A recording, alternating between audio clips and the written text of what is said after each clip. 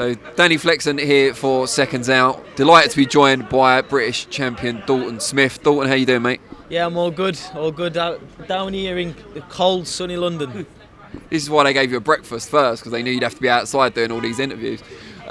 Great win on Saturday night, Jose Zepeda. Did it go pretty much how you thought it would, or did you surpass even your own expectations? I think it came a lot sooner than I expected. Obviously, I expected a hard 12-round fight. Jose is one hell of a fighter. He's proven himself. Should we let that go? The criminal performance, apparently. I expected a hard fight, but we stuck to the game plan, me and my dad, and we executed it perfectly, and finished with a peach of a body shot.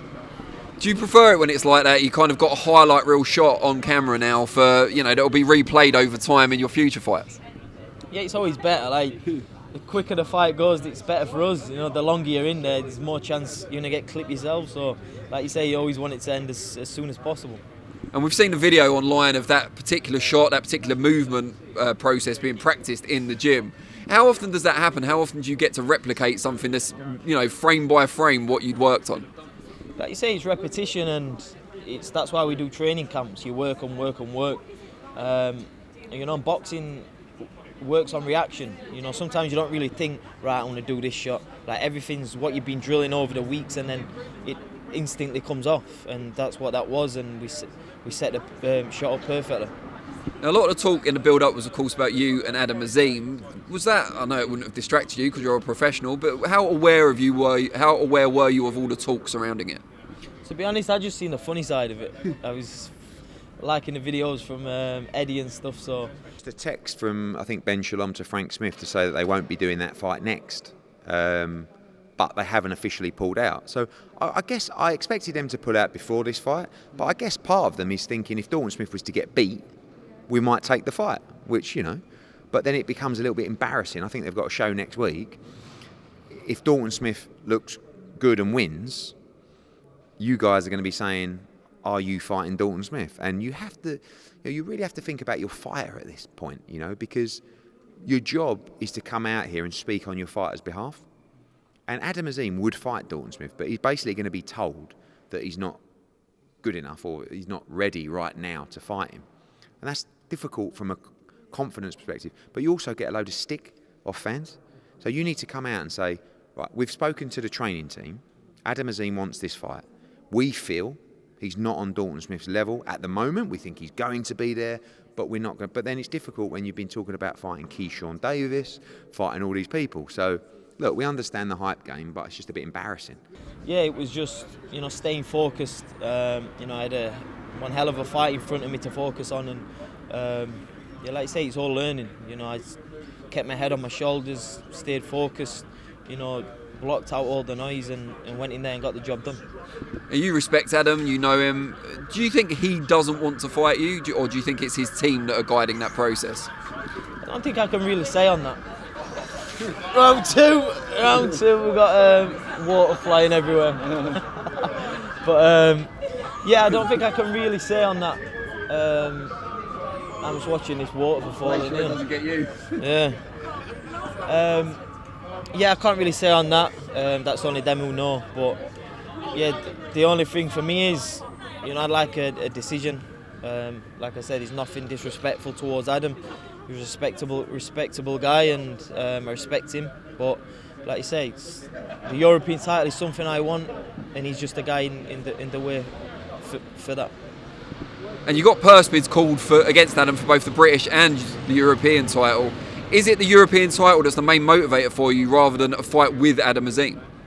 Of course, the fight with Adam Azim is massive. It's probably one of the most talked about British fights, recently, and what everyone's talking about. So, that's what boxing's about, being a part of those big fights, especially on. It's very rare you get somebody in Britain, as a dancing partner, what people talk about. So, of course, we're very lucky that me and Adam's got that. And of course, it'd be nice to make it happen. But I've said I want all the belts, and the only ones I need to get now is a European and a world title. And while I'm here now, the European is what I'd like to get. Now, if Adam does withdraw, had a look at the European rankings, you've got Jack Catterall, Sandor Martin, probably not going to fight for the European at this stage of their careers. After them, you've got a guy from France, Quiza, I think his name is, and then after him, it's Harlem Eubank. Is that a fight that you think might be easier to make than the one with Adam? It's hard to say. I think probably would be easier to make as things stand right now, but you know, like you look at Harlem Eubanks and stuff, like I've just jumped well ahead. They need to prove themselves. They need to, you know, go in there and take a challenge like I did. And to be honest, I don't think they're willing to do that. So if you had to have either a European title shot against someone that the common casual boxing fan won't really know, or a fringe world level fight, what would you go for at this stage?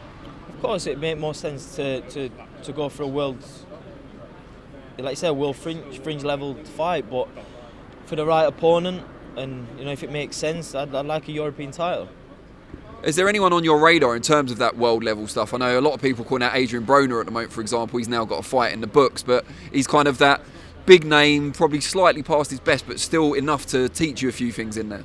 Yeah, definitely. Like all those, there's a few big American names. Like you say, Adrien Broner, like a name like that on your record and going in there, you know, it's a big fight. So, you know, definitely it'd be nice to go over to the States and have a fight.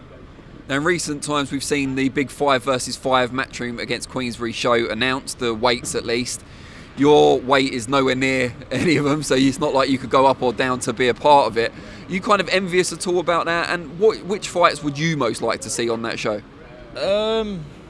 Off the top of my head, I'm not quite sure, but I think the Nick Ball fight would be good. Every fight. Yeah, I'm a fan of Nick Ball. You know, known him from being young. You know, he's one hell of a fighter, and he's a bit like a throwback fighter. Done something against Josh Warrington from near your neck. Josh Warrington and Raymond Ford. That it was just won a world title, right? And I believe Nick Ball should have been a world champion the other week, and you know, Raymond Ford's a very good fighter, and I know them two have been on talks to get it on, and I think that'd be a great fight. And as I said, at all envious that you can't be a part of it, unfortunately, this time around? Yeah, exactly, this time around, but like you said, boxing's always evolving. There's going to be big opportunities, and especially with the Saudis coming in doing what they're doing, the boxing's evolving, you know, very good. Great stuff, Dalton, really appreciate it.